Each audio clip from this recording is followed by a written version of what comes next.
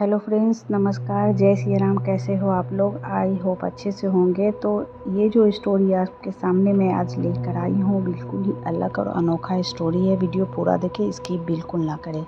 ये स्टोरी दीपक नाम के एक लड़का का है जो बिहार में रहने वाला था और वो MBA की पढ़ाई करने दिल्ली में गया था। और दिल्ली में पढ़ाई कंप्लीट होने के साथ उसको जॉब लग गया था और मल्टीनेशनल कंपनी में जॉब लगा था। काफ़ी अच्छा जॉब था। तो उसके मम्मा पापा ने बोले कि चलो कर लो वहाँ पे। तो उसके साथ एक दोस्त था जिसका नाम रोहित था। तो फ्रेंड्स, रोहित भी उसी के साथ रहता था और वो भी उसी के साथ जॉब करता था। तो एक दिन क्या हुआ ना कि उसके कंपनी में, दीपक के कंपनी में काफ़ी ज़्यादा मतलब उसको काम में पेंडिंग था। तो वो काम करने लगा था ना, तो उसको लेट हो गई थी काफ़ी ज़्यादा। आई थिंक हमेशा तो वो 7 बजे आ जाता था, मगर क्या है ना कि गुड़गांव के पास उसकी कंपनी थी और वहाँ से 20 किलोमीटर का रास्ता था फ्लैट का, जहाँ वो रहता था। दीपक और उसका दोस्त साथ में ही रहता था। तो उसको लेट हो गई। तो आई थिंक रोहित उसके साथ ही काम करता था, तो वो उसका इंतज़ार कर रहा था कि चलो तुम्हारे साथ ही मैं जाऊँगा। कार से ही जाना था दोनों को। और रोहित इस बार बाइक से आया था। तो रोहित को कुछ काम था सिटी के अंदर। तो उसने बोला कि दीपक, मैं 10 बजे निकल रहा हूँ, तो तुम आ जाना। तो बाइक से रोहित निकल चुका था। तो वो निकल चुका था रोहित। तो दीपक ने कहा चलो, मैं 12:30 बजे रात हो चुकी थी, तो उसका काम ख़त्म हुआ दीपक का।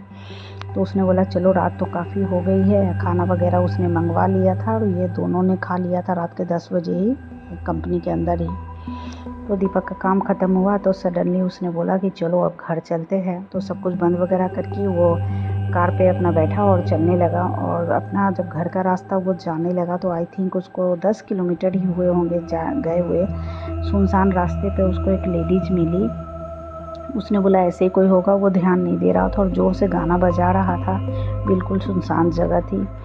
फिर उसने अपने कांच में देखा, शीशा में देखा कि वो लेडीज बिल्कुल असहाय थी और प्रेग्नेंट थी काफ़ी। 6 या 7 महीने का प्रेग्नेंट होगी वो लेडीज।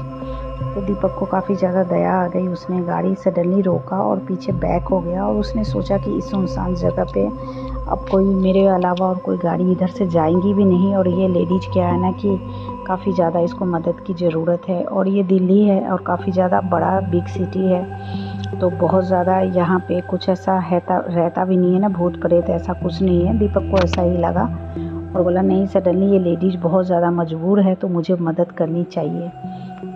दीपक गाड़ी बिल्कुल बैक करके रोका और बोला कि हाँ हेलो मैडम, बहन आपको कहाँ जाना है, मैं आपको छोड़ देता हूँ। इतना कहते ही वो गाड़ी आगे का दरवाज़ा खोलकर वो लेडीज बैठ गई गाड़ी के अंदर। अब गाड़ी के अंदर बैठ गई। दीपक को कुछ अजीब जैसा लगा, तो क्योंकि वो कोई जवाब नहीं दिया, सडनली गाड़ी के अंदर आके बैठ गई। तो दीपक ने सोचा कि चलो कोई बात नहीं है। गाड़ी थोड़ी दूर 1 किलोमीटर आगे बढ़ा होगा कि वो गाना जो बज रहा था उसका, तो वो माता जी का गाना बज रहा था। तो वो लेडीज क्या कि हाथों से उस माता जी को वॉल्यूम कम कर दी। दीपक को ये बात भी बिल्कुल अजीब लगी कि ये गाना भगवान का बजा रहा था। और वो लेडीज़ बिल्कुल चिड़चिड़ी जैसी हो गई। उसके बाद उसने गाना को बंद कर दिया। तो दीपक ने कहा चलो, सडनली कुछ नहीं। फिर बोला मैम आपको कहाँ जाना है, बहन आपको कहाँ जाना है, मैं आपको वहाँ छोड़ दूँगा। तो इस लेडीज ने कोई जवाब नहीं दिया। फिर दीपक ने दोबारा सवाल किया, मैडम आपको कहाँ जाना है, मैं आपको छोड़ दूँगा। फिर सडनली लेडीज ये उसके तरफ देखकर हंसने लगी, मुस्कुरा रही थी, मंद मंद मुस्कुरा रही थी। दीपक को काफ़ी अजीब जैसा लगा। फिर उसको बहुत ज़्यादा गुस्सा आया और गाड़ी को सडनली ब्रेक लगा दिया और ब्रेक लगा के उसको हाथ पकड़ा। जैसे ही दीपक ने उस लेडीज का हाथ पकड़ा, उसके पूरे बदन ठंडा पड़े हुए थे। दीपक को ऐसा लगा कि वो बर्फ़ की सिल्ली पे हाथ रख दिया। उसका हाथ ज़ोर से ऊपर खींच के बोला, आप कौन हो और कहाँ से हो, आप मेरी गाड़ी से उतरो। दीपक ने अपने दोनों हाथ से हाथ मलने लगा और वो काफ़ी, दीपक का हाथ ठंडा हो चुका था उस समय। वो लेडीज हंस रही थी। फिर दीपक काफ़ी ज़्यादा डर गया।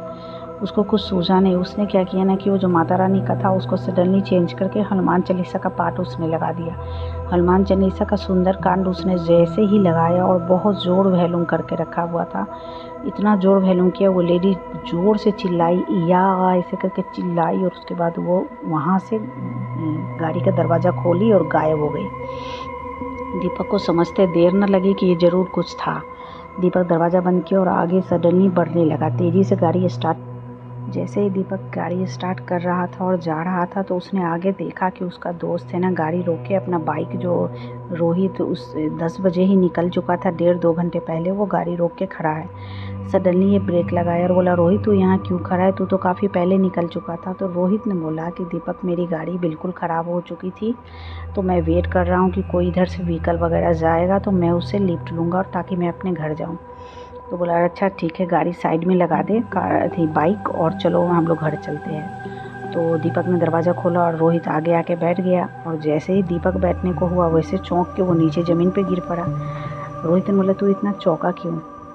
बोला ये लेडीज कौन है? ये लेडीज फिर आ गई यहाँ पे पीछे जो बैठी थी। तो रोहित ने बोला अरे यही लेडीज को तो रोकने के लिए मैंने किया, मेरी गाड़ी ख़राब हो चुकी है बाइक, ये लेडीज को मदद की ज़रूरत है इसलिए मैंने रोका। तो दीपक को समझते देर न लगी कि ये तो ज़रूर कुछ है, उसको काफ़ी ज़्यादा डर लगा। उसके बाद उसने रोहित को बोला रोहित इसको हटाओ, जल्दी से हटाओ। बोले निकलो यहाँ से, निकलो यहाँ से। दोनों के दोनों चिल्ला रहे थे। वो लेडीज़ नहीं निकल रही थी। फिर दीपक को कुछ सूझा नहीं, उसने फिर सुंदरकांड बहुत ज़ोर से चला दिया गाड़ी के अंदर। गाड़ी का जो डेक है बहुत ज़ोर से हनुमान चालीसा बजने लगा। ये लेडीज मंद मंद मुस्कुरा रही थी और हंसी जा रही थी। फिर जैसे ही आधे 5 या 10 मिनट हुए होंगे वो लेडी वहाँ से गायब हो गई। ये दोनों को समझते देर न लगी, जल्दी से ये लोग अपने अपने घर एकदम स्पीड करके ये लोग दीपक गया। रास्ते में जाते जाते इसको उल्टियाँ होने लगी दीपक को। दीपक का दोस्त गाड़ी चलाने लगा। दीपक की हालत काफ़ी ज़्यादा ख़राब हो चुकी थी। ये दीपक के दोस्त ने जैसे तैसे घर पहुंचा। घर पहुंचते पहुंचते इसके रात के 4 बज चुके थे, सुबह के 4 बज चुके थे।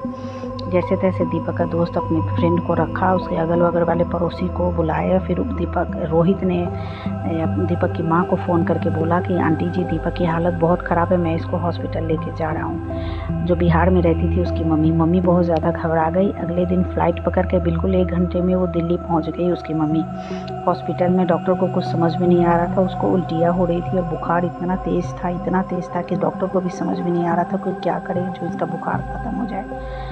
अब तो उसकी माँ आ गई थी। माँ आई तो फिर रोहित ने सारा स्टोरी, तभी ये स्टोरी अपनी मम्मी को, दीपक की मम्मी को बताया। दीपक की मम्मी काफ़ी ज़्यादा घबरा गया। काफ़ी ज़्यादा होशियार थी, गांव की भले ही थी मगर काफ़ी ज़्यादा होशियार थी। गुड़गांव के पास ही उसकी एक सहेली रहती थी जो माता जी को जानती थी। सहेली के साथ दीपक की माँ गई माता जी के पास। माता जी को सारी स्टोरी बताई। रोहित को अभी दीपक के पास ही हॉस्पिटल में छोड़ के गई। जब सारी ये स्टोरी बताई माता जी ने आंख बंद किया और आंख बंद करने के साथ ही फ्रेंड्स उसने देखा और बोला कि ये तो एक प्रेत का बहुत बड़ा साया है जो दीपक ने उसको हाथ क्यों लगाया। अगर वो प्रेत साया दीपक का सवाल का जवाब दे देती, बोल देती तो दीपक की मृत्यु वहीं पे हो जाती। तो चलो उसको बचना था इसलिए वो बच गया। अब तो दीपक की माँ बहुत ज़्यादा रोने लगी, घबरा गई कि अब मेरा बेटा कैसे ठीक होगा। माता जी ने बोला कि इसको राशन का सामान इसको चाहिए और ये भूखी मरी है, इसके पेट में बच्चे हैं, इसको खाने को दे दोगी तो ये बिल्कुल शांत हो जाएगी, ये कुछ नहीं करेगी, ये भली प्रेत की आत्मा है, ये किसी का बुरा नहीं की है अभी तक में। तो क्या क्या चाहिए? तो दीपक की माँ को सब लिस्ट बना के दे दिया। राई का तेल चाहिए, राशन का सामान जितना होता है, चावल दाल, खाने का मखाना होता है, जितने चीज़ होते हैं ना सब कुछ उसको देना पड़ेगा। और साड़ी कपड़े ये सब देना पड़ेगा, नारियल तिल का तेल सब देना पड़ेगा। दीपक की माँ ने कहा कि ठीक है देंगे और उसको सब सामान का व्यवस्था दीपक की माँ ने कर दिया। और फिर रोहित के साथ उसने वही जगह पे जाना था जहाँ पे वो लोग प्रेत आत्मा मिली थी दीपक को। रात के 11 बजे ये दोनों निकल गए कार से और वहीं पे जाके सामान रख के फिर दीपक की माँ वापस घर आ गई। आते के साथ हॉस्पिटल में गई तो दीपक का बिल्कुल तबीयत ठीक हो चुका था और बुखार वगैरह एकदम ठीक हो गया था। दीपक की माँ घर आ गई हॉस्पिटल से और आके जैसे ही घर आई रात में फिर सोने लगे तीनों आदमी। फिर रात के दरवाजे पे ज़ोर ज़ोर से खटखट की आवाज़ होने लगी। दीपक की माँ जब दरवाज़ा खोलकर दरवाज़ा के खिड़की थोड़ा सा उससे देखी तो वो प्रेत आत्मा खड़ी थी और चिल्ला रही थी ज़ोर ज़ोर से।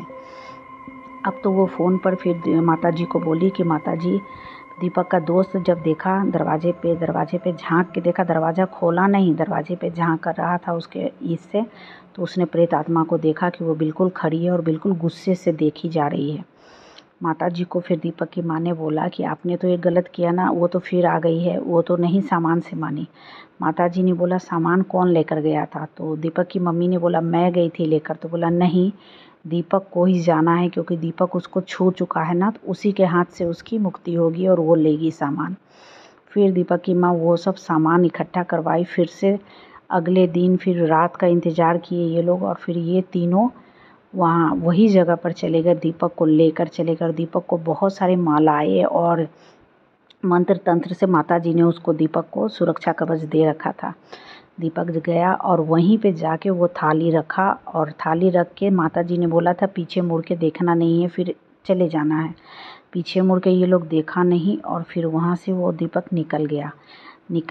अगले दिन का क्या हुआ फ्रेंड्स कि दीपक जब नींद से सो के उठा, उसकी माँ सो के उठी, तो कुछ हल्ला नहीं, कुछ नहीं, बिल्कुल शांतिपूर्ण उन लोग का दिन बीता था, रात भी बीता था।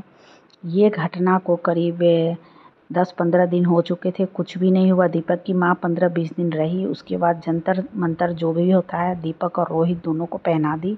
माता जी ने सुरक्षा कवच घर पे दे दिया था, और उसके गाड़ियों में भी सुरक्षा कवच लगा दिया था। इससे ये पता चलता है कि गाड़ी किसी को कोई भी मुसीबत हो रुकना नहीं चाहिए। दीपक काफ़ी ज़्यादा डर चुका है। अभी भी ये घटना का 2 साल हो चुके हैं। अभी दीपक कभी भी दरवाज़ा नहीं खोलता है, गाड़ी रुकता नहीं है और बिल्कुल आगे